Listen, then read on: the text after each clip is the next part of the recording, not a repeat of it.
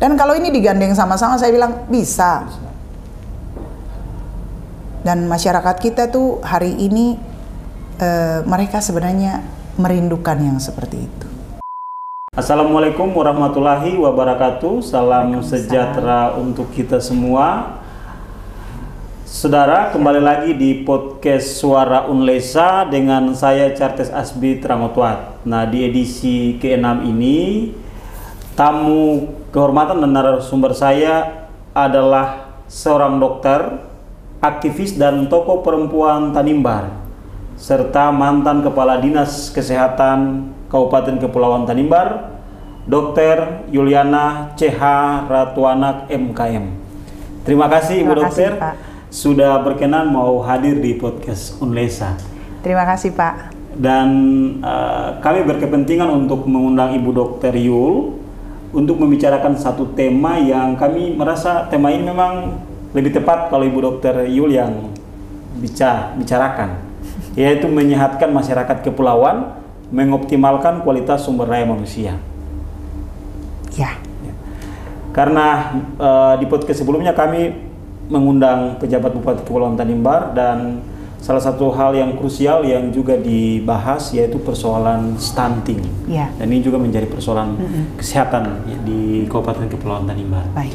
Tetapi sebelum lebih jauh kita bicara soal tema ini, kami ingin di awal ini Ibu Dokter sebagai seorang dokter dan salah satu tokoh perempuan, tentu masyarakat di Tanimbar ini sudah bahkan di luar Tanimbar sudah mengenal sosok Dr. Yul yang namanya tidak asing lagi.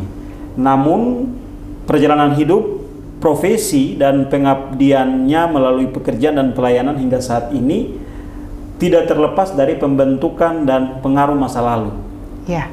Apakah Ibu Dokter bisa ceritakan secara sekilas kepada kita latar belakang dan kehidupan keluarga, pendidikan dan cita-cita Ibu Dokter yang kemudian mengantarkan Ibu Dokter sampai hari ini ya dalam bidang kesehatan? Ya, baik. Terima kasih Pak Kartes dan juga tim kru yang ada di Unlesa. Pertama-tama saya ucapkan limpah terima kasih atas sebuah kesempatan berharga yang diberikan kepada saya. Saya juga kaget waktu dihubungi apa yang mau saya sampaikan dan skripnya diserahkan kepada saya, dan menurut saya ini sesuatu yang baik, bukan mau mengajari tapi juga mari kita berbagi untuk kebaikan Tanimbar ke depan. Saya anak kedua dari 3 bersaudara dari almarhum Bapak Isaias Ratuanak. Ayah saya perawat, tamat di Makassar tahun 1968 Stella Maris, dan SPK ya, mereka sekolah di sana, sekolah perawat kesehatan. Dan ibu saya Patricia Kormpau, ayah saya dari Sangliat, ibu saya dari Lauran, nenek saya dari Fordata, dari nenek mama ya dari Fordata, tetapi punya pancaran dari Selaru. Dan kami hidup dalam keluarga perawat. Ayah dan ibu saya itu perawat. Mereka adalah orang-orang yang mengabdi sampai mati dan pensiun di Rumah Sakit Fatima, walaupun pegawai pemerintah. Mereka studi di Makassar, lalu kembali dari Makassar. Lahir kami bertiga. Kakak saya sekarang jadi sekretaris di Dinas Ketahanan Pangan, dan adik saya sementara di Jakarta berprofesi wira swasta, dan saya yang meneruskan cita-cita orang tua untuk jadi dokter. Karena memang dulu kami itu sekolah di sini, TK di sini, SD di sini, SMP di sini, SMA di sini. TK-nya TK Don Bosco, SMP SD-nya Don Bosco 2 ya, SMP-nya Santo Paulus, SMA-nya SMA Budi Mulia. Dan waktu itu memang ada orang Tanimbar yang sudah jadi dokter seperti saudari kita Dokter Eti Ametemun, tapi mereka kan sekolahnya di luar. Nah, angkatan saya, kami ditantang sama Bapak Salimun Franz. Saya punya murid semua sudah jadi, ada yang jadi pilot, ada yang jadi macam-macam. Satu yang belum ada jadi dokter. Saya tantang kalian waktu saya SMA kelas 1. Dibilang begitu, yang tertanam dalam saya punya pikiran, akankah saya bisa mewujudkan ini? Dan kami angkatan pertama yang keluar dari sini untuk sekolah dokter saya dengan Dokter Suman. Dari SMA Budi Mulia, Saum Laki. Iya. Saya baru tahu juga ternyata ibu dokter ini dari mulai kecil dari TK tadi sampai SMA ternyata di sini ya. Di sini. Berarti lebih pas kalau apa yang sering apa disebut-sebut itu Beta Tanimbar ini lebih pas ibu dokter sebenarnya karena lahir besar dan pendidikannya sampai SMA di sini.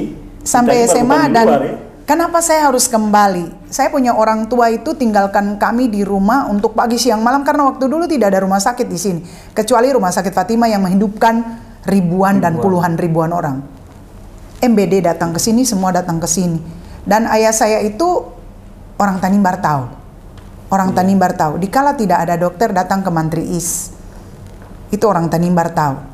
Kalau yang jemang-jemang usia saya ini ke atas itu pada tahu semua. Jadi waktu orang kalau nanya saya, kamu ini siapa? Saya hanya bilang nama ayah saya atau mama saya, mereka bilang, oh kami tahu. Seperti itu.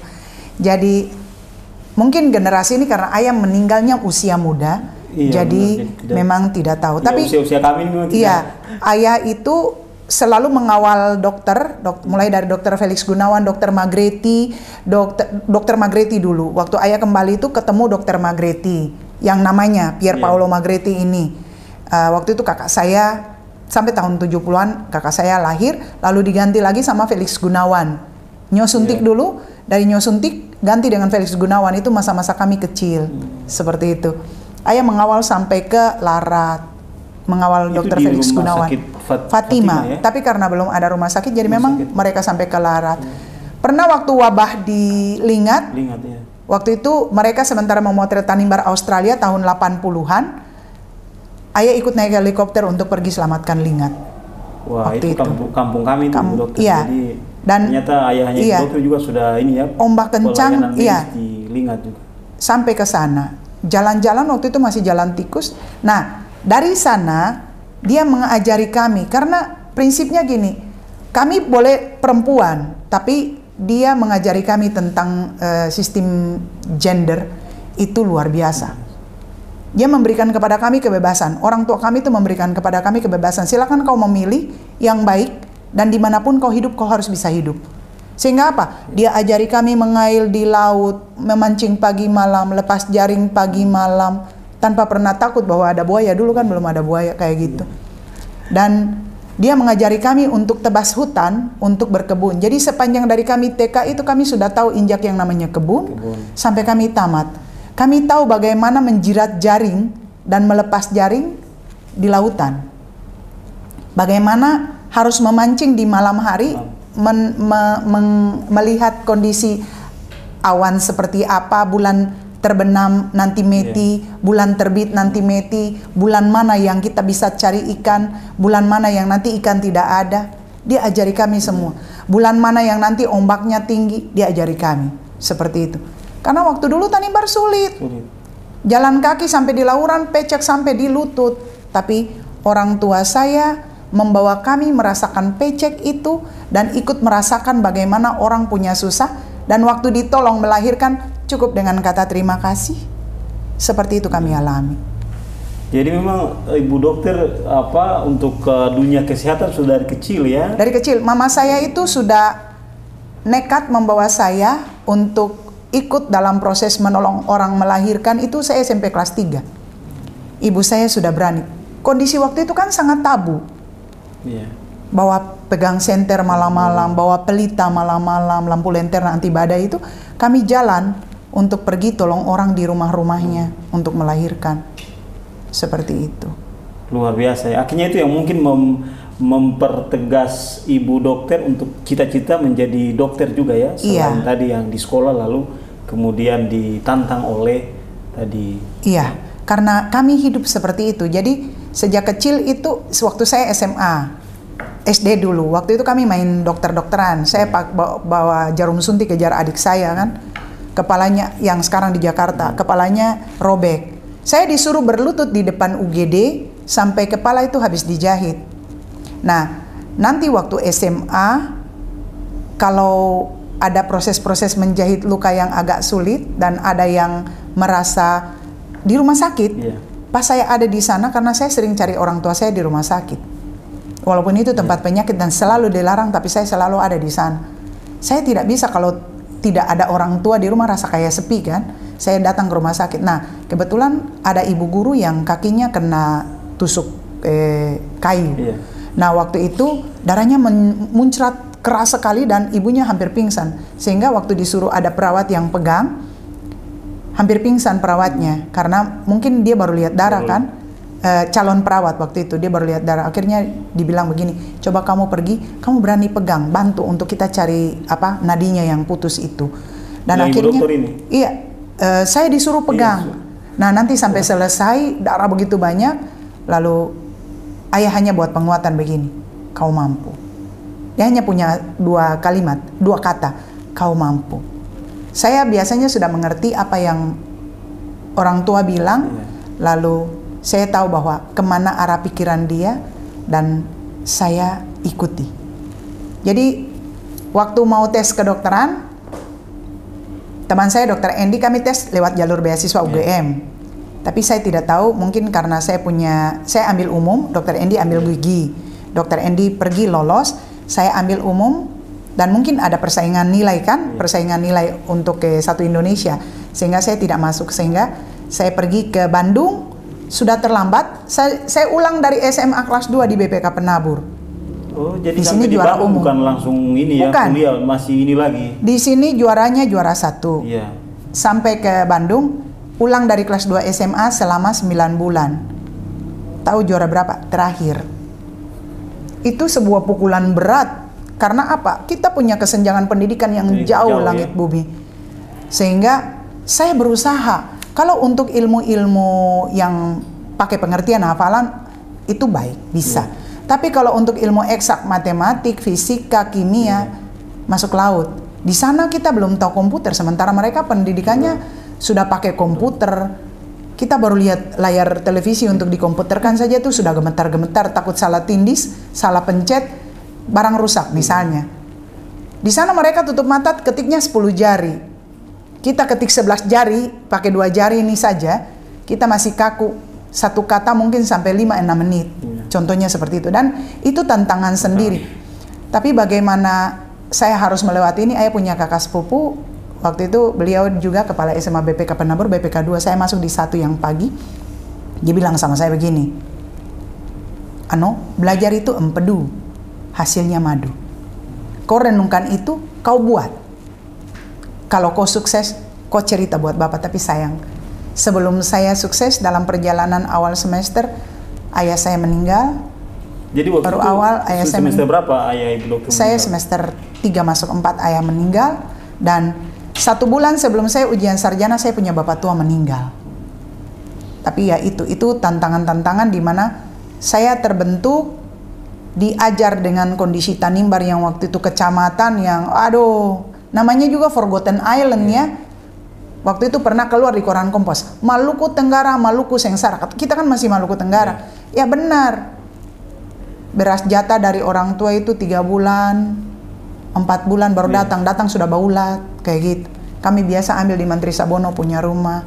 Oh, untuk ke PNS ya? PNS. Kami bawa bakul-bakul, nenek anyam bakul. Kami tidak pakai kantong karung. Karung waktu itu mahal kan, jadi nenek anyam bakul dari lontar.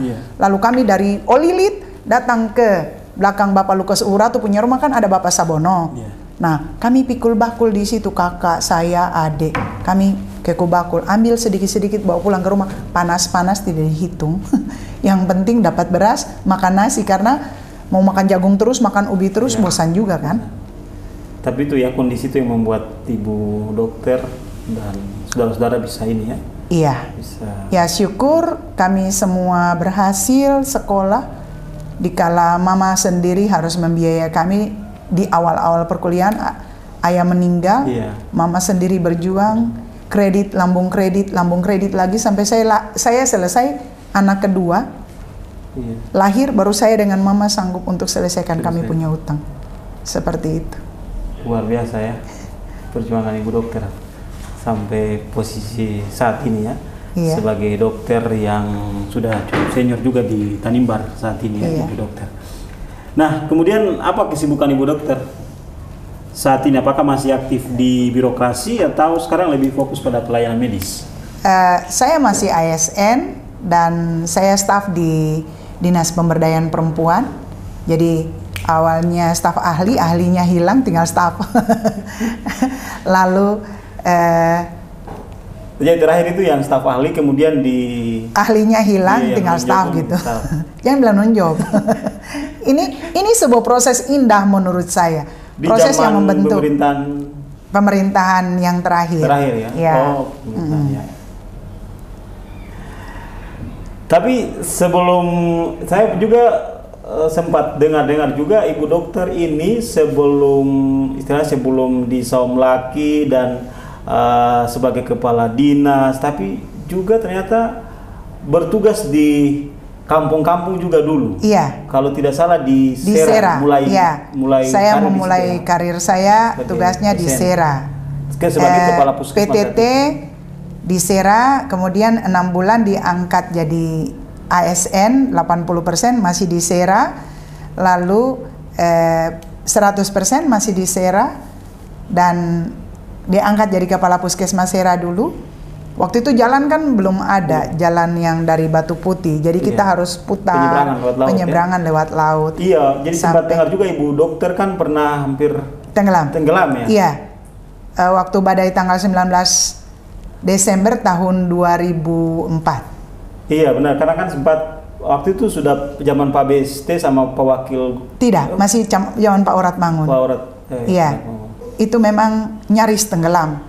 Kapal MTB Express karam, di hari yang sama kami keluar dari Sera untuk mau pulang libur dan buat Natal di Saum Laki. Iya, tanggal 19 Desember. Waktu itu badai dan saya dalam kondisi hamil besar. Saya pulang hanya bisa memeluk perut. Kapalnya kapal Kasih Karunia punya keluarga Kelmanutu.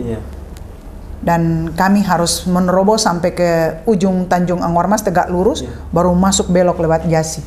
Kami didorong. Perjalanan yang seharusnya hanya 4 jam, dia memakan waktu sampai 7 jam. Keluar jam 10 pagi, baru tiba di sini jam 5 sore. Memang kita di wilayah kepulauan yang memang banyak pulau-pulau ini, satu persoalan juga untuk kita ya, yang aktivitas penyeberangan dan sebagainya, apalagi di lingkungan kesehatan yang harus menangani pasien antara pulau dan sebagainya, itu menjadi, tapi ibu dokter punya pengalaman yang panjang karena sudah melewati proses-proses itu sebelum sampai di... Sebelum 2004 kan memang saya sudah survei keliling Tanimbar sampai Adodo Fordata, Kilon, Wunla. Waktu zaman jalan belum ada, transportasinya masih ketinting, motor-motor besar. Itu saya sudah tidur di sana semua. Iya, nanti kita bicara juga karena ibu dokter punya pengalaman di situ, pasti juga bagaimana memahami betul model atau pendekatan penanganan medis di wilayah kepulauan. Iya. Tapi saya mau ingin tahu dari ibu dok, karena ibu juga di birokrasi juga sebagai kepala dinas dulu, apakah nyaman yang mana, yang mengurus birokrasi kah atau mengurusi pasien? Kalau bicara mengenai mengurus birokrasi dan mengurus pasien, dia punya tingkat tantangan masing-masing dan dia juga punya kenyamanan masing-masing dan punya kepuasan masing-masing. Seperti itu. Jadi kalau mau dibilang birokrasi, kita mengurus tentang konsep-konsep mulai dari perencanaan. Nah, sebelum perencanaan kita mengenali masalah-masalah. Nah, setelah mengenali masalah-masalah, kita kemudian memprioritas masalah itu seperti apa, mana yang perlu diselesaikan duluan. Nah, setelah tahu bahwa mana yang perlu diselesaikan duluan, kita perlu menentukan leverage-nya, kunci keberhasilannya di mana, ya kan? Dan setelah menentukan itu, buatlah kita dalam perencanaan, kemudian dikonsolidasikan dengan setiap bidang yang kita pimpin. Bukan hanya di dalam dinas, turun sampai ke akar rumput, di masyarakat. Kalau bisa pustu. Lalu apa? Cross check antara apa yang masuk dalam bentuk informasi dan data, kita cross check di lapangan. Apa benar? Bahkan bukan hanya itu, persoalan-persoalan pegawai antara persoalan tugas dan persoalan non-tugas semua, kita harus ada untuk jadi pengayom. Jadi kadang-kadang kondisi-kondisi yang memberikan kepuasan tersendiri bahwa kita memang waktunya habis untuk bekerja, dan setelah kita bekerja ada kepuasan tersendiri bahwa ada hal-hal yang bisa terselesaikan, entah itu program, kegiatan, bisa menyelesaikan persoalan interaksi antar pegawai dan lain-lain. Nah, itu kondisi suka dukanya seperti itu. Dan menurut saya punya nyaman tersendiri itu tidak bisa diukur dengan berapa angka nyamannya ya, tapi alangkah bahagia dan sukacitanya kalau apa yang kita kemudian targetkan itu tuh tercapai. Seperti itu. Tapi dari cerita Ibu Dok, kelihatannya ritme kerja Ibu Dok juga cukup padat. Nah, kira-kira saat waktu Ibu Dok masih jadi pimpinan OPD, khususnya sebagai Kepala Dinas Kesehatan, apa memang masih juga pelayanan medis juga jalan juga? Saya tetap dengan pelayanan medis. Jadi pulang dinas. Saya layani pasien di rumah, dan karena bekerja dengan semangat dan gembira ya, jadi banyak kali dan seringnya rasa capek itu tidak terasa. Selain itu ya masih mengurus hal-hal pelayanan yang lain yang bukan bidang saya, belum lagi keluarga seperti itu. Nah, Ibu Dok, di Tanimbar saat ini ya, persoalan kesehatan yang kira-kira umumnya dihadapi dan dikeluhkan oleh warga kita, serta perlu mendapatkan penanganan yang lebih prioritas dari tenaga medis, baik secara personil maupun kelembagaan yang ada, apa-apa saja. Ya, untuk persoalan kesehatan sebenarnya banyak. Nah, kemarin pandemi corona, puji Tuhan sudah tuntas. Itu masalah kesehatan ya. Ya, persoalan definisi masalah adalah suatu kesenjangan antara harapan dan kenyataan ya. Nah, kita berharap bahwa ini nanti sehat, tidak ada penyakit-penyakit tertentu. Ada lagi contoh, malaria ada, diare hari ini masih tetap ada. Sakit kulit, ini yang saya dapat di lapangan. Hari ini sakit kulit yang seperti skabies, ya kutu yang membuat terowongan di bawah kulit itu banyak. Dan kasus-kasus penyakit-penyakit lain yang sebenarnya menjadi target pusat bahwa di tahun sekian, contoh malaria. Di tahun 2030 targetnya Indonesia Timur itu bebas dari malaria. Dan kita sudah mencapai praeliminasi waktu itu. Dan hari ini dia mencuat lagi. Harus cari tahu penyebabnya kenapa.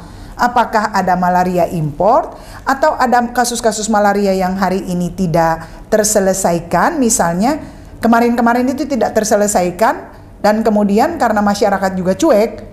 Orang kesehatan juga mungkin sudah berusaha tapi masyarakatnya cuek, tidak menata lingkungan dengan baik sehingga jadi masalah. Persoalan lingkungan. Persoalan lingkungan yang buruk. Kebersihan lingkungannya, penataannya seperti apa, itu dia menjadi tempat yang baik untuk berkembangnya penyakit. Contohnya seperti itu. Lalu persoalan kita hari ini yang lagi tren-trennya stunting alias gagal tumbuh. Seperti itu. Itu bukan hanya di Tanimbar, satu Indonesia itu bicara tentang persoalan stunting. Nah, stunting ini adalah jadi masalah kesehatan. Dan satu lagi, AKI-AKB, angka kematian ibu dan angka kematian bayi baru lahir. Ibu yang mana? Ibu yang hamil. Ibu yang hamil itu karena ini adalah indikator kemajuan sebuah negara. Indikator pembangunan manusia, IPM. Indikator pembangunan manusia itu kan adanya AKI yang tinggi, itu buruk. Angka kematian bayi baru lahir yang tinggi, itu buruk. Status gizi masyarakat, kalau status gizinya buruk. Kemudian dan itu semua ada di Tanimbar, terjadi di Tanimbar. Ada. Masih ada kematian ibu hamil yang melahirkan, masih ada kematian bayi. Padahal percontohan terbesar yang pernah kita galang itu adalah kematian ibu. Akselerasi penurunan jumlah kematian ibu di Tanimbar sejak tahun 2017. Tahun 2007. Dan dia mencapai dasawarsa di mana 10 tahun sampai 2017 sempat 0. Tetapi kenapa sekarang ada lagi? Nah, ini tidak bisa menyalahkan hanya yang ada di lembaga pemerintahan. Di masyarakat juga. Nah, persoalan menjembatani antara masyarakat dan pemerintah ini yang harus dilihat. Masyarakat harus dicerahkan, masyarakat harus dibikin mengerti, bukan hanya cukup mengerti. Dia harus dibikin bangga dan memiliki itu. Nah, jadi Ibu Dok, pertanyaan saya karena Ibu dokter sebagai dokter yang cukup lama berdinas di Tanimbar dan sebagai mantan kepala dinas. Iya. Nah, bagaimana pendekatan dan model penanganan medis yang tepat dengan memperhatikan letak geografis kita daerah kepulauan? Nah, pendekatan pertama kita kenali potensi. Itu yang penting. Kita kenali potensi setiap wilayah. Karena setiap wilayah beda-beda ya. Tiap wilayah beda-beda. Karakteristik wilayah, topografinya juga beda-beda. Dan karakteristik untuk berkembangnya hidup dan berkembangnya penyakit juga beda-beda. Itu seperti itu. Itu yang pertama. Kita kenali potensi. Kita kenali masyarakat yang ada di sana. Kita mengintervensi. Intervensinya dengan cara apa? Jangan langsung sosialisasi. Banyak kali kita gagal untuk melakukan yang namanya pewujudan program karena apa? Kita langsung di level sosialisasi. Harusnya lakukan apa? Interaksi dulu. Interaksi. Lakukan pendekatan perorangan, lakukan pendekatan dengan kelompok, lakukan pendekatan dengan sebuah desa. Nah, fokus pada sebuah percontohan. Dari percontohan itu kalau sudah sukses kita kembangkan, dan ini kan kami sudah buat waktu itu. Contoh, akselerasi penurunan AKI-AKB. Itu sudah jalan dan bisa mencapai 0 kematian. 0 kematian ibu melahirkan, ibu hamil dan melahirkan. 2017, 10 tahun kita baru dapat angka 0. Dan itu sebuah proses lama loh. Dan itu di daerah-daerah mana saja?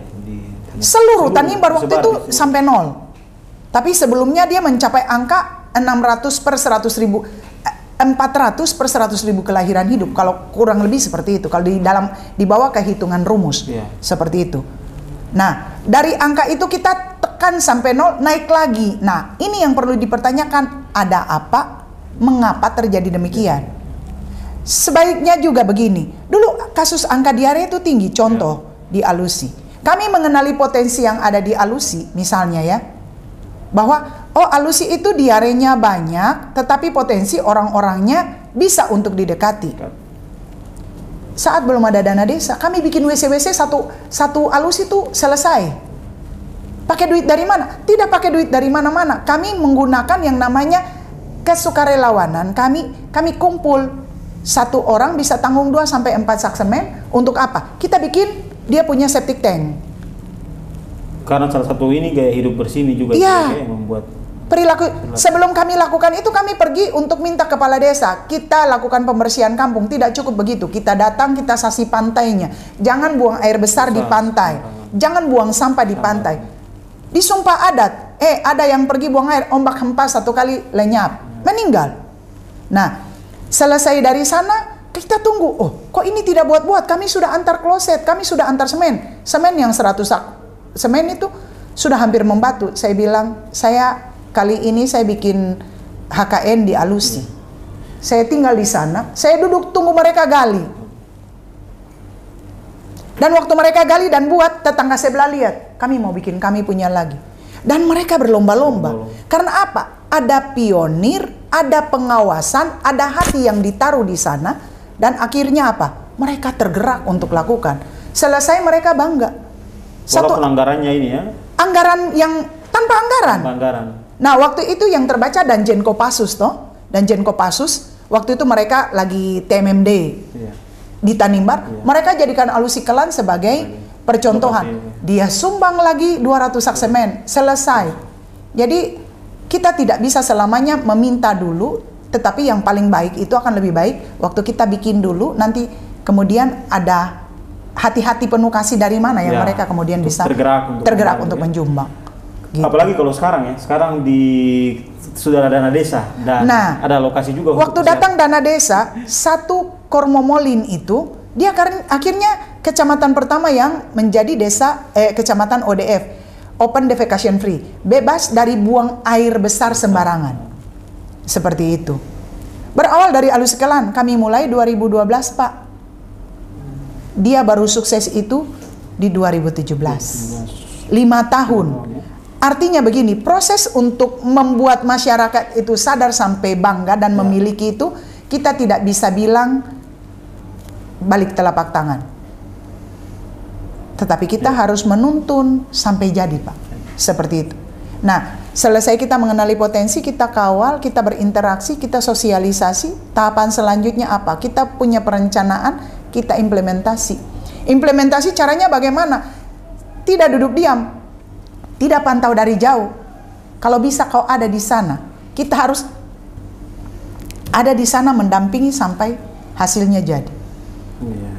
Dan ini bukan hanya di Tanimbar, sebenarnya ilmu sosiologi kesehatan masyarakat itu modelnya seperti ini.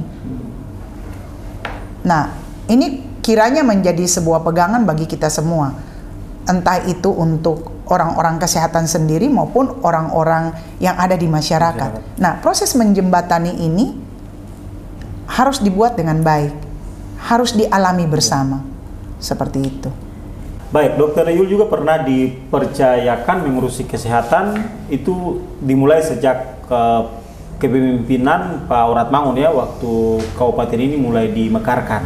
Jadi Pak Oratmangun, kemudian Pak Bito Temar, dan kemudian Pak Petrus Fatolon. Kira-kira Ibu Dokter bisa mengulas sedikit ya bagaimana ketika berada di dinas kesehatan maupun tadi di puskesmas di 3 zaman ini, seberapa perhatian dan komitmenkah masing-masing kepala daerah ini dalam mengurusi kesehatan warganya, ya, baik dari penyediaan infrastrukturnya maupun penguatan sumber daya manusianya, dalam hal ini tenaga kesehatan nakes, dalam mengurusi kesehatan masyarakat di Maluku Tenggara Barat saat itu ya, dan Kepulauan Tanimbar ya saat ini.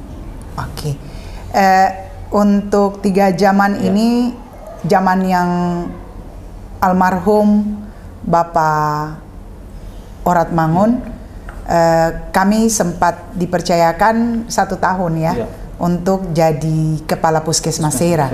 Dan karena tidak lama setelah itu kami dipindahkan jadi dokter di puskesmas Om Laki. Kami merasakan begini, bahwa waktu itu memang awal-awal tahun membangun, tetapi enjoy loh sebenarnya. Enjoy, karena mungkin itu panggilan hati. Dan beliau sejak saat itu memang sudah memberikan selain tugas, ada gaji, ada tunjangan.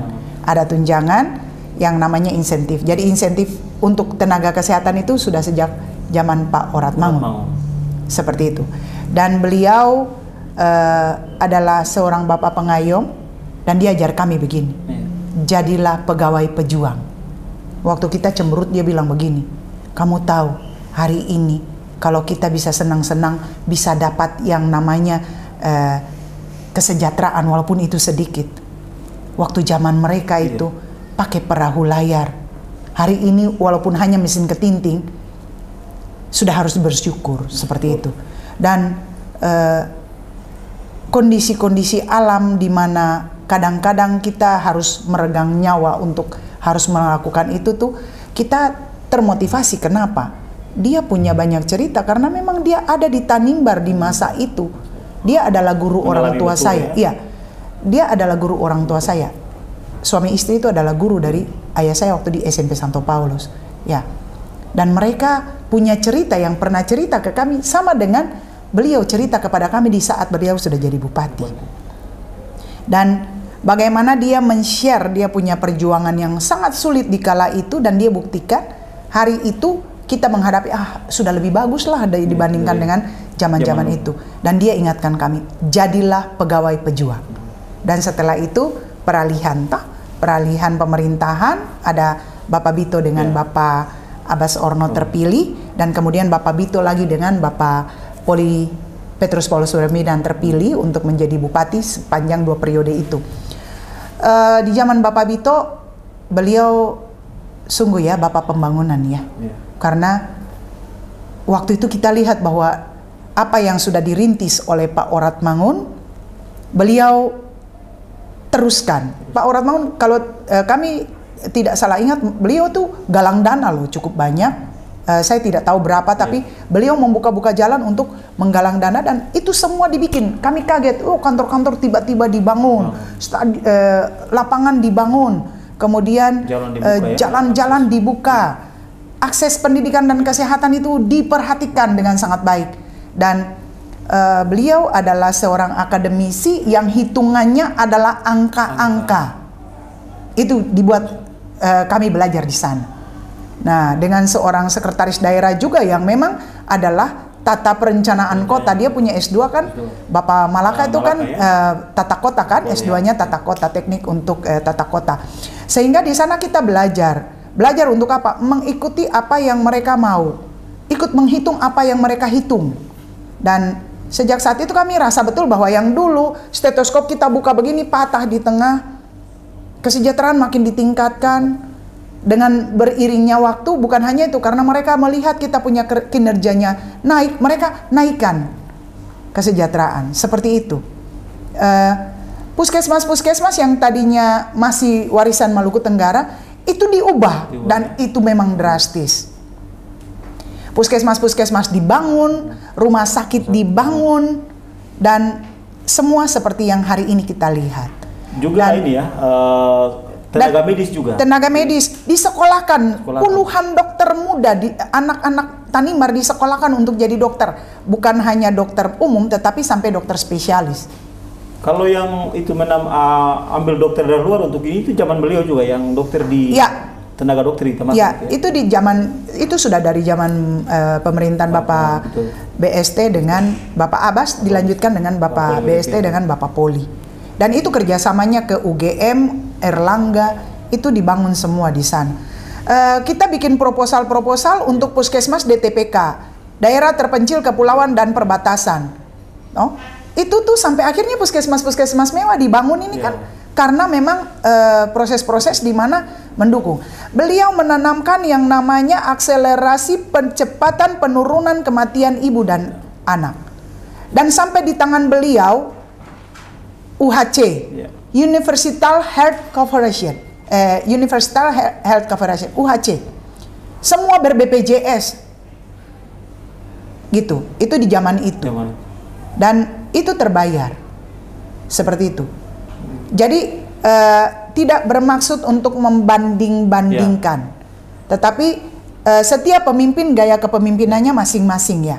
Nah, di zaman yang terakhir yang di Bapak Petrus Fatullah sempat melanjutkan itu, dan karena saya sudah berhenti dari Dinas Kesehatan, saya hanya bisa memantau dan ini saja, saya hanya bisa memantau dan kemudian tidak bisa memberikan penilaian juga karena hari ini bukan di tangan saya lagi, seperti itu.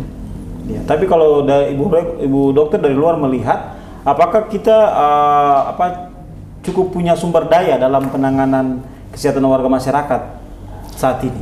Kita punya sumber daya, ada, penyebarannya yang belum merata. Belum merata, ya betul Ibu Dokter. Penyebarannya yang belum merata. Contoh, ada di tempat tertentu belum ada dokter, itu masalah. Padahal kalau hitung jumlah dokter cukup banyak. Cukup banyak. Tapi nah, ada penumpukan di tempat-tempat tertentu seperti itu.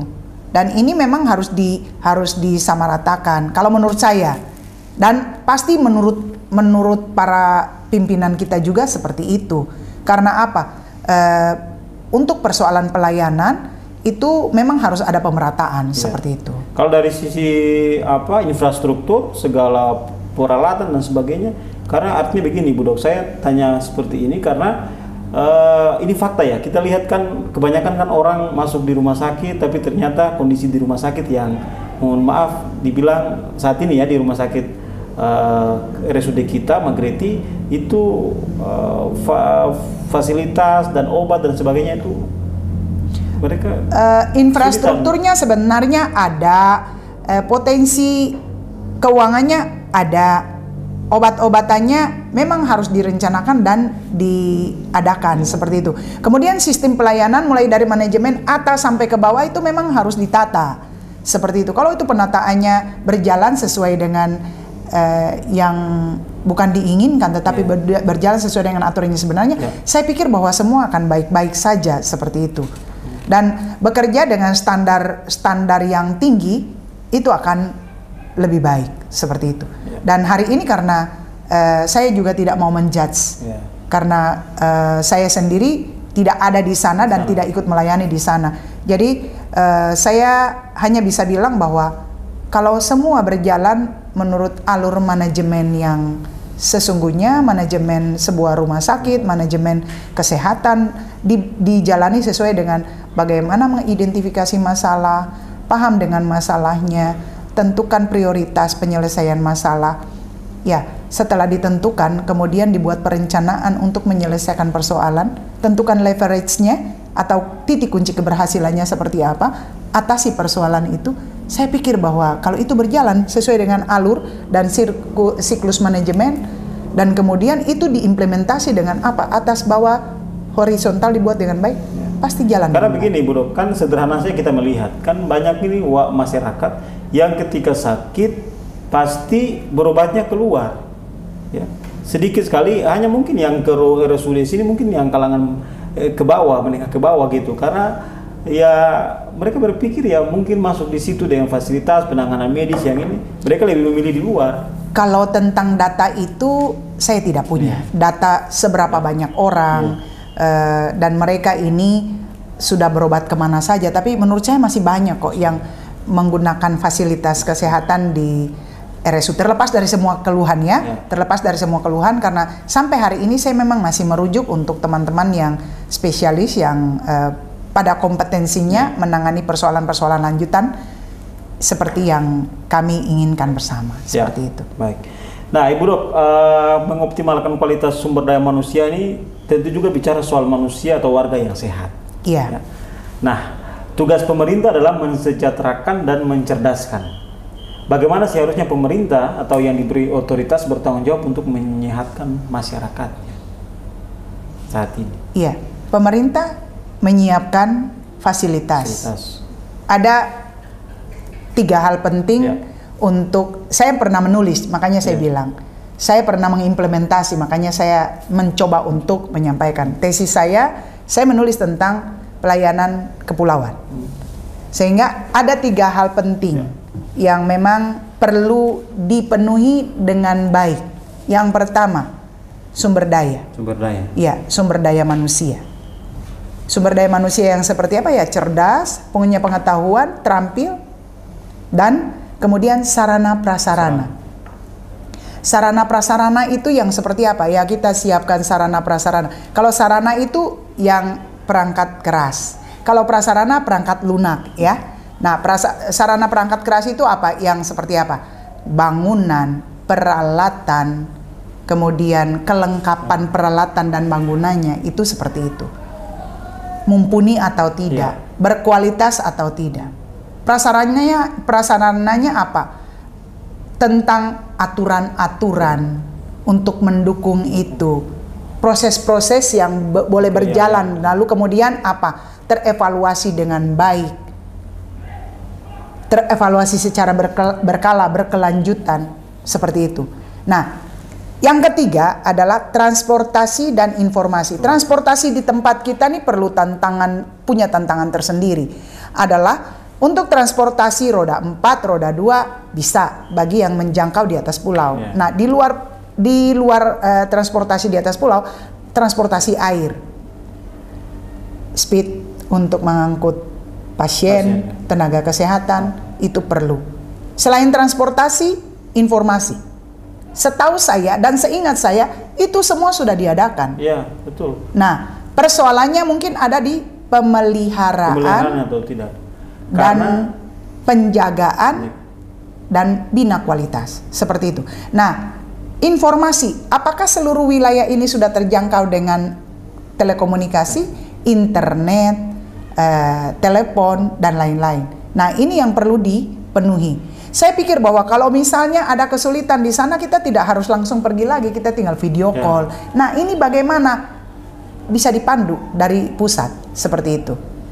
Itu contohnya. Kalau ini terpenuhi dengan sangat baik, dan kemudian itu dikelola dengan standar yang sesungguhnya, karena selama ini kan sudah ada akreditasi. Akreditasi itu sebuah proses untuk apa? Meningkatkan mutu pelayanan sehingga ada kepuasan di kalangan pasien dan juga kepuasan di kalangan tenaga kesehatan sendiri. Artinya berkualitas toh, seperti itu. Tapi itu tadi yang Bu Dokter sampaikan juga saya setuju, bahwa memang juga banyak ya bantuan, banyak sudah ada fasilitas ini, tapi ke soal pemeliharaan. Misalnya tadi kalau kita bicara soal transportasi, bagaimana menghubungkan satu pulau dengan yang dalam penanganan medis, banyak itu transportasi kesehatan punya yang sudah tersedia. Tapi setahu saya karena di beberapa desa yang kami kunjungi juga itu tidak dipergunakan dengan baik, tidak dipelihara, akhirnya rusak. Masih lagi persoalan. Nah, seyogianya kalau pusat, ini kan dana pusat semua nih. Pusat sudah menyiapkan itu, akan lebih baik kalau kita juga menyiapkan proses atau menyiapkan dana untuk proses pemeliharaannya seperti itu. Seperti itu. Nah, Ibu dokter juga punya klinik kesehatan ya, Ibu dok.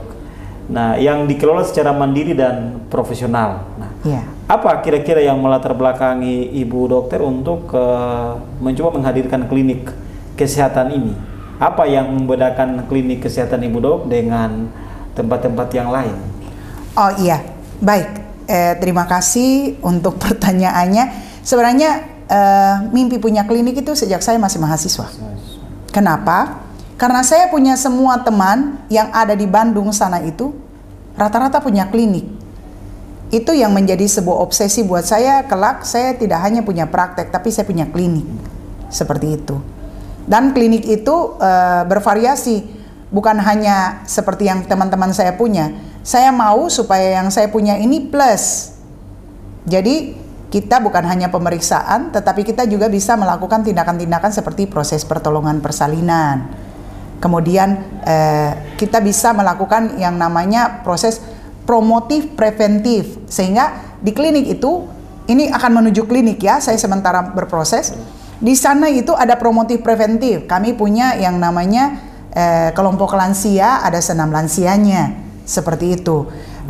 Pemeriksaan berkala mingguan bagi tenaga-tenaga prolanis, peserta prolanis bukan tenaga ya, peserta prolanis itu pada para lansia dan mereka yang punya hipertensi dan juga mereka yang punya sakit gula atau diabetes. Kami belajar, saya belajar akupresur sama akupunktur, tusuk jarum.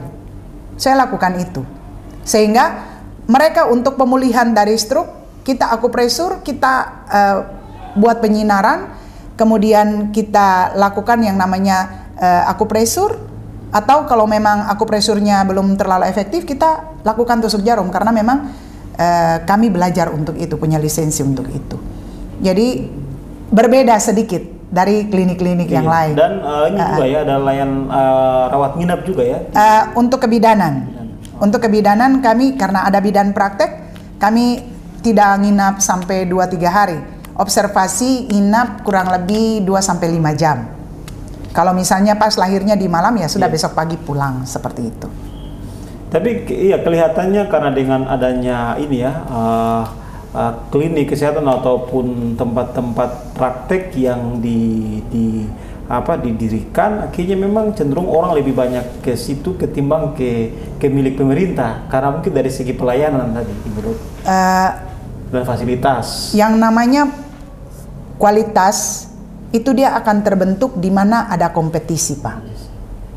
Kalau tidak pernah ada kompetisi, kita tidak akan bisa membandingkan, oh yang ini baik atau yang ini kurang. Harus ada 2-3 kan, sehingga kemudian konsumen kita bisa kemudian merasakan bahwa oh iya, saya datang ke sana bukan hanya untuk fisik saya, tetapi rasa saya, proses penghargaan terhadap saya itu bisa berjalan dengan baik. Dan yang kami lakukan untuk contoh untuk pertolongan persalinan dengan menggunakan BPJS tidak bayar, seperti itu. Dan syaratnya BPJS-nya harus aktif, seperti itu. Ya itu yang tadi saya mau tanyakan, tapi Ibu Dokter sudah sampaikan. Jadi memang BPJS-nya harus aktif. Ya? Iya. Ya. Nah, Ibu Dok, di saat ini di Tanimbar yang tadi sudah saya sempat singgung di awal, pemerintah daerah lagi gencar-gencarnya untuk memerangi percepatan penurunan stunting, melalui integrasi dan kolaborasi seluruh stakeholder. Nah, yang ingin saya tanyakan adalah mengapa di Tanimbar masalah stunting cukup tinggi dan bagaimana seharusnya penanganannya menurut kacamata Dr. Yul, dan kebijakan seperti apa yang mesti dilakukan oleh pemerintah kita dalam mengatasi persoalan stunting ini? Oke, baik. Stunting ini kita semua tahu bahwa ini gagal tumbuh. Gagal tumbuh, kalau WHO bilang gagal kembang, Pak. Gagal kembang karena satu, gizi buruk, dan yang kedua, penyakit tertentu dalam waktu yang lama, kronis, penyakit kronis, dan yang ketiga, intervensi masyarakat. Intervensi masyarakat dalam kondisi fisik dan psikis. Jadi kalau kita lihat tiga hal ini, maka yang pertama, dia punya persoalan kurang makan. Sederhana saja. Artinya apa? Siapkan makanan. Seperti itu. Pertanyaannya, sampai sejauh mana kita punya ketersediaan makanan? Kalau bilang cukup, cukupnya seperti apa dan sudah dikelola seperti apa? Banyak ketong punya masyarakat tahu B2SA, bergizi, beragam, berimbang, dan aman. Nah, apakah itu sudah menjadi kepribadian setiap keluarga dalam makanan hariannya? Jadi memang kalau atau bicara, itu ada dikala ada kunjungan pimpinan saja. Jadi Bu Dok, bicara stunting ini memang tidak bisa lepas juga dari bicara soal kemiskinan ini. Karena juga tadi yang Bu Dok sampaikan, kan orang ketika tidak makan, nah itu persoalan juga untuk. Jadi bicara kesejahteraan itu sebenarnya sangat sederhana. Satu, perut kenyang, kenyang bergizi tentunya toh. Perut kenyang bergizi, kantong terisi, otak tenang, tidur nyenyak. Nah, kalau kantong sudah terisi, mau bicara pendidikan, oke, bicara kesehatan, apalagi, bagaimana? Hari ini kita bicara sosialisasi kesehatan kemana-mana, bicara harus pendidikannya A, B, C, D, E sampai Z. Tapi kalau dia tidak punya duit, yang dia prioritaskan adalah cari duit supaya apa? Kenyangkan perut. Seperti itu. Nah, ironisnya begini yang saya lihat. Siapa yang punya kebun? Coba tanya.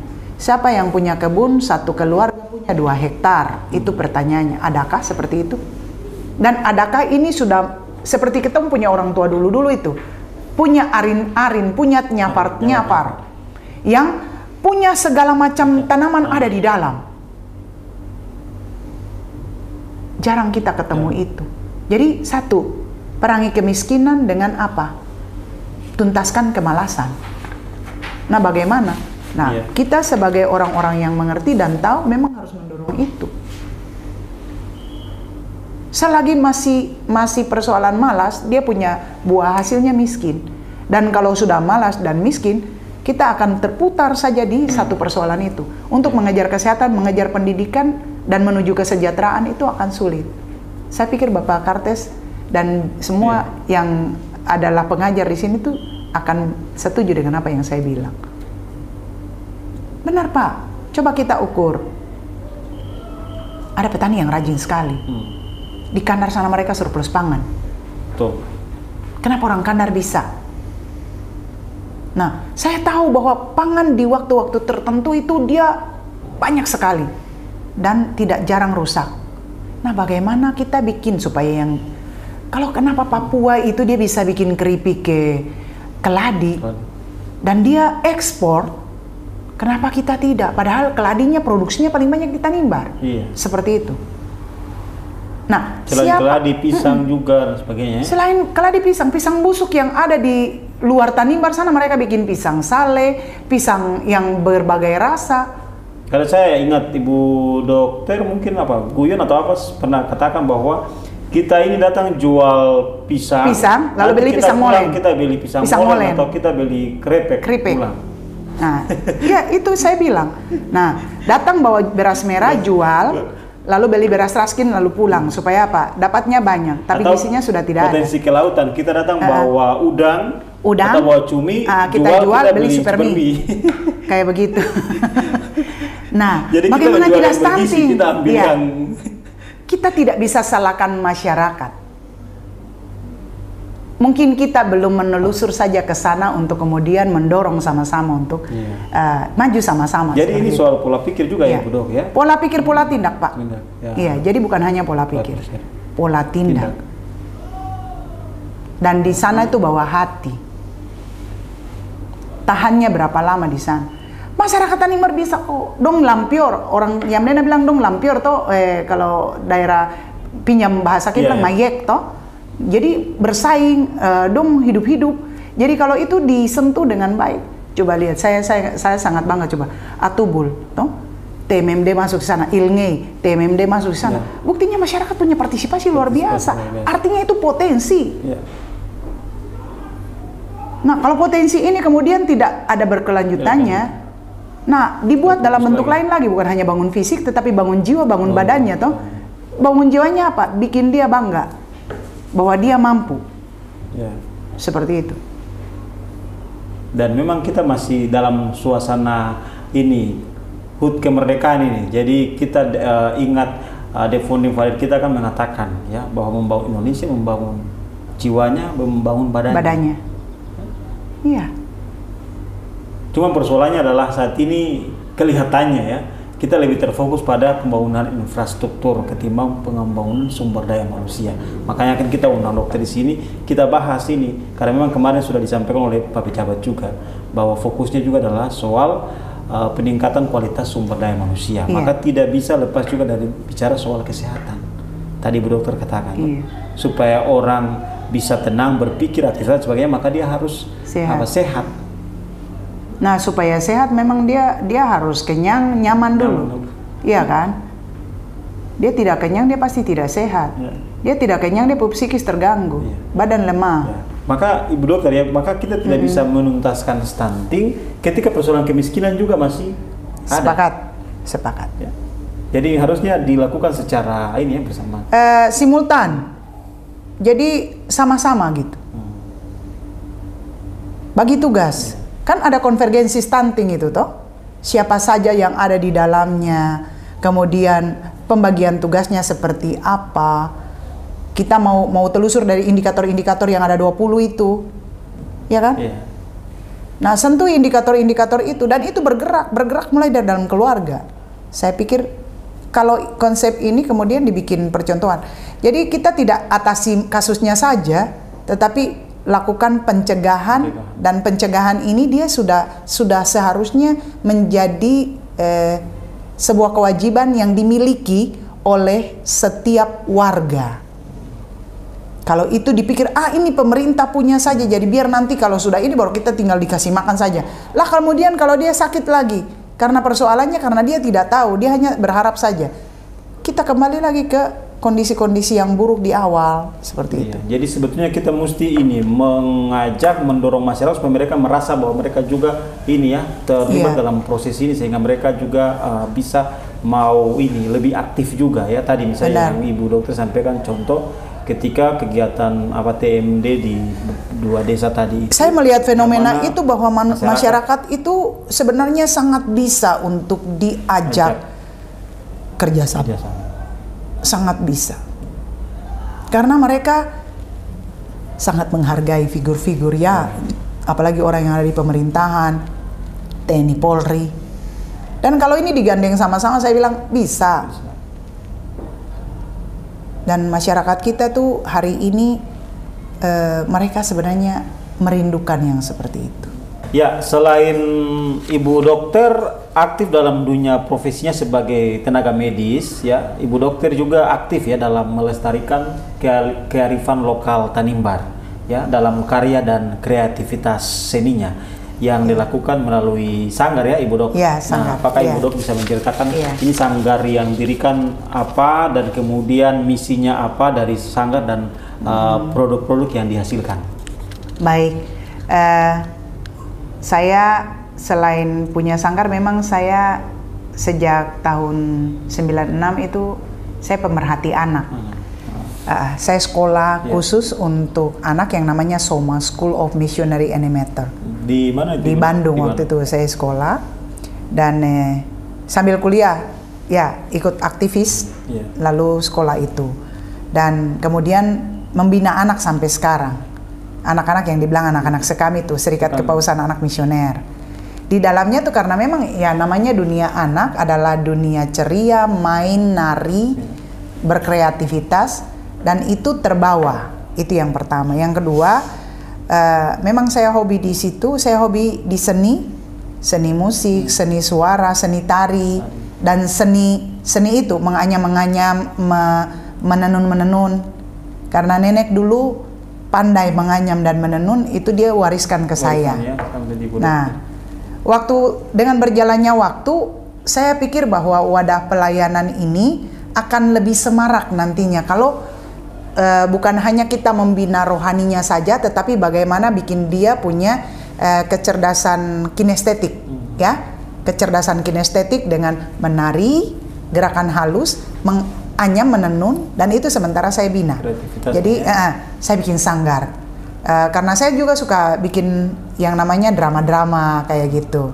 Iya, sempat Ibu Dokter punya ini juga yang tari kolosal. Kolosal, iya. Saya suka bikin drama-drama. Nah, bagaimana mengembangkan ini dalam sebuah wadah yang punya beberapa aktivitas, bukan hanya menari saja, bukan hanya doa dan belajar saja tentang rohani, tetapi dia juga punya niat untuk mengembangkan budaya dalam hal ini bahasa, dan juga budaya-budaya tari dan budaya-budaya tenun seperti itu, dan musik, kalau bisa musik tradisional. Jadi saya ajar mereka di sanggar ini. Sanggar Titi Songa. Saya beri nama Titi Songa, nama nenek saya yang mewariskan begitu banyak persoalan budaya untuk saya. Jadi Titi Songa nama nenek dan kebetulan namanya turun ke saya. Jadi Titi Songa ini perempuan Fordata yang ya sebenarnya punya pertalian dengan Kelan toh, karena neneknya punya mama sendiri juga, dia punya nenek itu dari Kelan, Pulau Larat menuju ke Romean, lalu turunannya ke kami. Tapi sebenarnya kan keluarga yang di Romean itu kan dari Selaru. Sebenarnya dari Selaru. 14 mata rumah yang ada di sana dari Selaru. Jadi saya mencoba untuk mengajari anak-anak, kau tahulah silsilamu, kau tahulah bahasamu, jangan kau lupa bahasamu. Kayak ada yang menyangkal mama sendiri itu kalau tidak tahu bahasa ibu. Seperti itu. Nah, cara melatih mereka yaitu lagu-lagu Tanimbar kita hidupkan.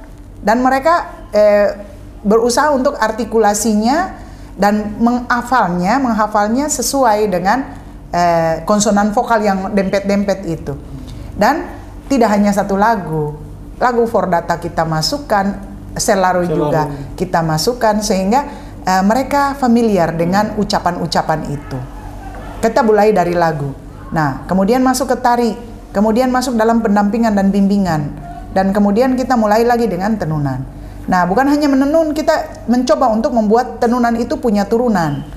Turunannya dalam bentuk apa? Ya, kreativitas lain, tas, dompet, diupayakan untuk yang memang bagus. Dan karena sudah sudah pasarkan kemana saja? Kebetulan kemarin itu karena kita bikin dalam kulit asli, jadi memang harganya kita coba survei pasar keluar, dan memang ada yang menawarkan dengan harga yang cukup baik untuk golongan menengah ke atas, dan laku terjual dengan satu kali diperkenalkan langsung laku terjual, sehingga tidak ada ini. Kalau dompet kita sementara siapkan karena ada momen khusus di mana kita akan persembahkan itu sebagai sebuah kreasi yang mengingatkan dan mengenalkan Tanimbar. Terima kasih Bapak Presiden kita juga sudah menggunakan busana dari Tanimbar, dan itu sangat membanggakan. Saya sangat percaya bahwa negeri ini dengan semua kearifan lokalnya dan seni budayanya itu akan semakin maju dengan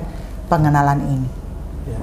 Tadi sebelum datang ke sini saya merenung begini, orang Tanimbar ini sebenarnya orang-orang perempuannya terutama ya, itu tuh sangat tabah, sangat sabar, sangat terampil, dan sangat nurut.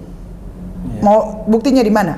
Untuk menenun, nenek-nenek waktu itu tuh mereka harus tanam kapas dulu. Tunggu kapas berbuah, mereka pintal. Mereka warnai supaya dia berseni. Habis itu mereka warnai, mereka atur dulu warnai. Mereka pintal pakai jari loh. Dan mereka menenun, dan mereka menunggu musim tenunnya, karena musim hujan tak mungkin menenun. Mereka harus menenun di musim panas. Dan waktu menenun itu mereka satu lembar demi satu lembar sampai selesai. itu menunjukkan ketelitian, ketabahan, kesabaran yang luar biasa. Jadi saya pikir bahwa tidak akan sulit, akan sangat mudah untuk membuat yang namanya sebuah kreasi demi kemajuan negeri ini. Karena apa? Gen itu ada di Tanimbar kok. Gen kreatif, gen tabah, gen sabar itu ada di Tanimbar. Jangan lihat jauh. Kok buktinya dari mana? Lah menenun itu. Coba kau duduk lalu coba sambil pinggangnya di span dengan sangat keras, kemudian satu lembar demi satu lembar. Itu sudah dalam proses tenun. Belum proses tenun juga kita sudah mengatur lembar per lembar sampai menjadi sebuah motif seperti itu. Jadi kalau saya melihat dari sisi sosiologi tingkat sosial masyarakat dengan karakternya, dan kalau dihubungkan dengan sosiologi kesehatan, orang Tanimbar sangat bisa. Jangan pernah bilang mereka tidak bisa, karena saya buktikan itu di lapangan. Kematian ibu bisa 0. Orang bisa ODF. Kecamatan-kecamatan bisa ODF.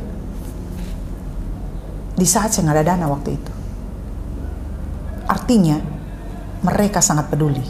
Nah, bagaimana membangkitkan kepedulian itu? Iya. Nah, bagaimana membangkitkan kepedulian ini? Ingin saya tanyakan dari Ibu Dokter lagi bahwa kalau bicara tadi soal kain tenun ini yang kemarin ya Pak Jokowi memilih memakai kain tenun Tanimbar ya saat menghadiri sidang tahunan MPR tanggal 16 Agustus kemarin. Nah, tapi sebetulnya tenun ikat Tanimbar ini sudah mendunia ya, sudah dipromosikan dan sudah digunakan di luar negeri. Jadi bukan baru kemarin Pak Presiden Jokowi memakai lalu kemudian ini baru ini, tapi sudah dikenal. Nah, hanya saja di daerah kita, apakah para pengrajin atau penenun ini, ya penenun khususnya penenun tenun ikat Tanimbar ini telah mendapatkan perhatian ya dan diberdayakan dengan baik oleh pemerintah kita? Seberapa jauh perhatian pemerintah terhadap para pengrajin atau penenun? Kalau saya lihat perhatian pemerintah itu sudah baik sekali. Sudah baik sekali dengan mewajibkan ada hari menggunakan tenun. Itu sangat baik. Kemudian sudah melakukan pameran-pameran yang tidak sedikit, sudah banyak pameran. Kemudian setiap momen-momen diwajibkan menggunakan tenun. Itu juga untuk memasyarakatkan tenun ini dan mengenalkan entah itu di lokal, di nasional maupun internasional. Karena pamerannya sudah sampai ke Jepang, pernah ke Belanda, dan ada Ibu Matruti ya yang di Ambon sampai Fashion Week di Amerika sudah pernah dan akan memulai lagi di tahun ini. Itu artinya perhatian pemerintah dan perhatian orang-orang tertentu, entah itu swasta atau perorangan, itu sudah sangat baik. Nah, akan lebih baik kalau ini semua kemudian kita konsentrasikan dan ini dibuat jadi produk yang bisa dipasarkan secara rutin, teratur, dan dia punya tempat-tempat pemasaran itu sudah tentu, sudah pasti. Entah itu kemudian nanti ditambahkan, silakan, tetapi sudah harus ada. Misalnya kita harus punya toko khusus, misalnya ada di Ambon. Kita kumpul di sini, bina kualitasnya, pastikan kualitasnya baik, dan itu dikumpulkan dari mungkin pengrajin-pengrajin dan harus dipastikan kualitasnya. Kalau tenunnya langgar-langgar, kemudian tidak padat, itu coba dibina. Saya berpikir bahwa itu akan sangat lebih baik. Nah, itu yang saya maksudkan tadi. Jadi bahwa misalnya itu belum diperdayakan dengan baik dalam hal sisi ini. Misalnya sekarang, kalau misalnya Pak Presiden kemarin pakai, akhirnya sekarang lagi viral ini kain tenun Tanimbar ini. Tapi ketika misalnya orang di Jakarta misalnya mau membeli atau mau mendapatkan itu kan juga pasti kesulitan juga kalau misalnya tidak punya satu pusat yang tadi tertentu, misalnya di Jakarta atau tadi yang Ibu Dokter bilang di Ambon. Iya, seperti itu. Nah, sistem itu yang kita harus bangun. Jadi mulai dari sistem produksinya harus terbina dengan baik, dengan kualitas. Kalau memang mau tebal ini nanti untuk apa? Yang tipis-tipis ini untuk apa? Jenis benang yang digunakan juga ada macam-macam kan? Ada yang benang yang close, benang sutra, benang yang cacing. Itu tuh semua memang harus diatur dan harus bisa dijelaskan. Oh, yang ini jenisnya ini tidak luntur, ini apa? Atau kalau memang punya potensi luntur, diapakan sehingga tidak luntur. Nah, yang seperti itu, yang punya itu pemerintah. Pemerintah akan membina masyarakat yang hari ini sebagai pelaku. Nah, dan itu sudah jalan. Nah, mari ini dibuat intens dan ciptakan kualitas. Nah, setelah dari sana bikin turunannya. Turunannya dalam bentuk apa? Aksesoris, mulai dari ujung rambut sampai ujung kaki, dompet, tas dan lain-lain, bungkus perabot. Dan itu sebenarnya banyak sekali. Anting jepit rambut dan lain-lain, itu sebenarnya banyak sekali. Dan kita kalah di sini karena apa? Kualitasnya belum terlalu bagus. Saya perlu akuin. Sementara masih sangat mahal. Coba kita lihat Bali punya. 50.000 dapat tas yang sudah sangat mumpuni dan bagus. Nah, bagaimana membina sehingga apa? Yang namanya toko oleh-oleh yang di Bali itu kita datang ke sana, pilih apa saja, suka pilih dan bisa beli banyak. Karena apa? Murah. Seperti itu. Nah, bagaimana kita membawa ke tenun ini bukan berarti murah lalu murahan. Murahan, ya, betul. Seperti itu. Dan dari tenun ini masyarakat bisa tepuk dada begini. Saya perut kenyang, saya punya dompet terisi, saya punya anak-anak bisa sekolah, pendidikan oke, kesehatan terjamin, dan bisa mengatasi tadi. Dan bisa mengatasi stunting. Masalah karena kemiskinan apa? tadi. Persoalan stunting ini kan kita bicara generasi. Orang-orang bijak dalam tulisannya mereka bilang begini, kalau mau berencana 3 bulan silakan Anda tanam jagung. Berencana 10 tahun silakan Anda tanam pohon. Tapi kalau Anda mau berencana 100 tahun, mari Anda bina generasi. Kayak gitu. Seperti itu. Nah, bina generasi. Sekarang kita ke soal bagaimana mendorong generasi muda, ya, membina generasi muda kita saat ini supaya mereka tetap beradaptasi dan mereka berpacu dalam perkembangan teknologi informasi, ya, digital yang begitu cepat, tetapi di lain sisi, ya, tidak melupakan jati dirinya sebagai anak Tanimbar yang memiliki keragaman budaya. Ya, katong sebelum masuk ke dinas badan, pulang ke keluarga. Tugas orang tua cerita, berdongeng tentang kebajikan, kebijakan, dan tentang persoalan strata masyarakat kita. Strata keluarga kita. Saling menghargai, saling apa. Bercerita tentang asal-usul mereka. Itu penting, Pak. Lalu mendorong dalam keluarga untuk apa? Rajin. Itu dulu. Karena orang kalau sudah rajin, bikin apa saja bisa. Mendorong untuk mereka terampil, balik-balik lagi. Pola asa asi asu, itu yang pertama. Yang kedua, persoalan nanti di pemerintah di mana-mana tuh tidak ada pemerintah yang mau untuk dia punya masyarakat itu terlantar. Pasti mau untuk buat masyarakat itu jadi senang. Nah, persoalannya antara yang diprogramkan pemerintah dengan masyarakat ini ada nyambung, ada benang merah yang bisa ditarik di sana tidak? Gitu. Programnya banyak. Sudah ada, sukses dan gagal itu silakan evaluasi masing-masing, toh. Tetapi bagaimana menuntun ini menggiring sampai kemudian dia ada pada satu titik di mana dia bilang beta bangga, beta sukses. Itu tugas sama-sama semua, mulai dari keluarga sampai nanti pemerintah yang sebagai pengayom, pembina, pengendali. Seperti itu. Jadi jangan pernah putus. Orang yang kemudian banyak tahu adat itu karena apa? Saya melihat dan mendengar dari mereka punya sharing-sharing. Mereka bilang, kami banyak mendengar dari cerita orang tua.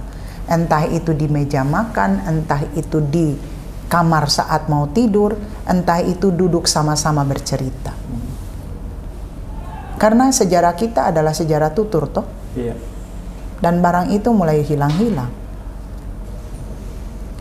cerita tentang bagaimana menghargai saudara, mengenal saudara. Banyak orang berteriak duan lolat. Persoalannya begini, hari ini satu bataria satu, seng hargai satu dengan yang lain lagi. Itu karena apa? Mungkin dia tahu tapi dia kurang paham dan tidak mau praktek. Seperti itu.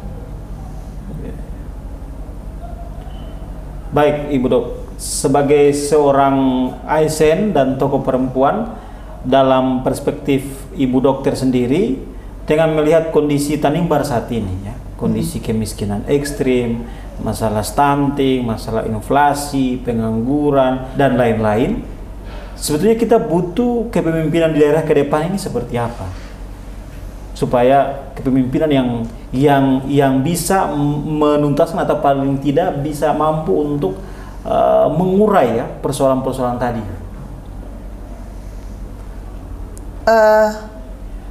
Saya punya ayah itu dari dulu seorang pendongeng ulung, dan cerita 1001 malam tentang seorang Abu Nawas. Saya punya buku juga, cerita 1001 malam yang dibilang Abu Nawas. Orang biasa bilang Abu Nawas itu dia tukang tipu. Bukan. Abu Nawas itu sosok orang cerdik yang selalu menjadi kontroversi terhadap raja, yang adalah raja akibat turunan. Seperti itu toh? Karena ayahnya raja nanti turun ke anaknya raja lagi, dan seperti itu. Dan Abu Nawas itu adalah sosok orang bijak, cerdik, pandai, yang kemudian dia selalu membuat raja kepala pusing karena raja tak bijak.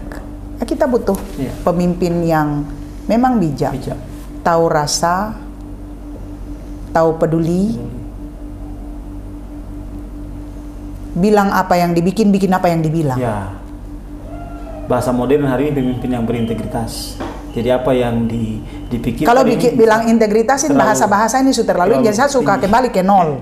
Saya suka kembali ke nol. Tahu rasa, tahu peduli. Bikin apa yang dibilang, apa yang bikin. Itu saja. Kayaknya itu saja cukup. Jadi tulis apa yang tulis apa yang kau tahu, baca apa yang kau sudah tulis. Lalu bikin. Seperti itu. Sederhana tapi mendalam ya. Iya. Silakan urai kata integritas itu sampai ke kolong langit ini habis. Tapi kalau tidak buat yang seperti itu, percuma. Itu bijak. Mau mendengar. Kita butuh kepemimpinan seperti itu ya. Iya. Kalau saya itu saja, jangan banyak dulu. Itu saja, karena dari situ nanti berkembang begitu banyak hal. Karena sebetulnya betul ya Ibu Dokter sampaikan. Orang Tanimbar ini pintar-pintar banyak. Tapi tadi itu bicara soal hati, bicara soal mau mendengar, mau melakukan. Itu yang persoalannya di situ. Iya. Kita punya orang-orang hebat, ya, punya gelar dan tinggi-tinggi dan sebagainya. Tapi kembali lagi ke soal bagaimana memiliki hati tadi, punya rasa dan punya kepedulian, mau peduli dan mau melakukan apa yang tadi dilakukan yang Ibu Dokter sampaikan. Iya. Ya. Luar biasa Ibu Dok, kita dapat insight di podcast kali ini ya. Soal bagaimana kita butuh kepemimpinan ke depan seperti apa. Nah Ibu Dokter, terakhir bagaimana menyehatkan masyarakat kepulauan, mengoptimalkan kualitas sumber daya manusia, apa yang mesti menjadi catatan kita bersama ke depan sebagai closing statement dari Ibu Dokter. Jadi bagaimana menyehatkan masyarakat kita itu, kita bikin masyarakat itu pertama dia tahu, toh? Dia tahu tentang apa itu sehat, dia kenali dia punya kesehatan diri, kemudian dia bangga bahwa dia sehat. Untuk buat dia bangga itu bahwa kita harus mewujudkan sesuatu yang waktu dia lihat, dia alami bahwa dia sehat, dia bangga. Lingkungan bersih, mereka dapat juara, tidak cukup itu saja, tapi memberikan income buat mereka, bangga. Nah, setelah itu dia mau untuk menjadi pelaku. Dia mau menjadi pelaku. terus menerus sampai dia jadi karakter seperti itu. Dan dia dari sehat sana, dia bisa mampu beraktivitas, dia mampu produktif, sampai setelah dia produktif, dia kembali lagi bangga bilang begini, anak saya nomor 1 jadi apa, nomor 2 jadi apa, nomor 3 jadi apa, dan nomor 4 jadi apa. Seperti itu. Keluarga saya hidup bisa tenang, kami bangga, hidup dalam kesederhanaan, tapi punya sesuatu yang bisa dibanggakan. Harta terbesar kan ada pada anak. Iya. Seperti itu. Ya, Ibu Dok, luar biasa, sehingga mengoptimalkan kualitas sumber daya manusia maka tidak terlepas dari bagaimana menyehatkan masyarakat kepulauan. Nah, untuk masyarakat kepulauan, kita mulai dari keluarga, kembali ke kelompok kecil, masuk ke masyarakat, sampai kemudian penuh ke kecamatan, seluruh kabupaten. Dan untuk kepulauan memang tadi saya sudah bilang kita kenali karakter itu. Pendekatan-pendekatan itu. Iya. Terima kasih Ibu Dok, kurang lebih 1 jam Ibu Dokter Yuliana Chehara Tuanak, MKM, bersama kita di podcast Suara Unlesa dengan tema menyehatkan masyarakat kepulauan, mengoptimalkan kualitas sumber daya manusia. Sekali lagi terima kasih Ibu Dokter. Terima kasih waktunya. Saudara, berikanlah seorang manusia kesehatan dan kemampuan untuk mengarahkan hidup, dan ia tidak akan pernah berhenti untuk mempermasalahkan apakah ia bahagia atau tidak. George Bernard Shaw, novelis, kritikus, politikus, dan orator Irlandia yang menetap di Inggris. Kita jumpa di podcast selanjutnya. Salam. Salam.